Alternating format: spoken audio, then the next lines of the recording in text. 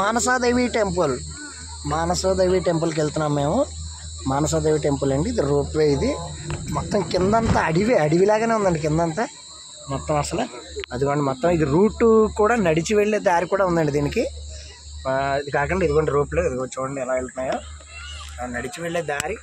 ఇదేమో రోప్వే అండి, ఇది అసలు మామూలుగా లేదండి. ఇది అసలు కింద ఏమో ఇది నడిచి వెళ్తున్నారు, ఇది నడిచి వెళ్ళే మార్గం అండి ఇదంతా కూడా. ఇదిగోండి మొత్తం అంతా కూడా పైనుంచేమో ఇది రూఫ్. ఇది అసలు అడివే అండి, అడివే అసలు మొత్తం అంతా కూడా.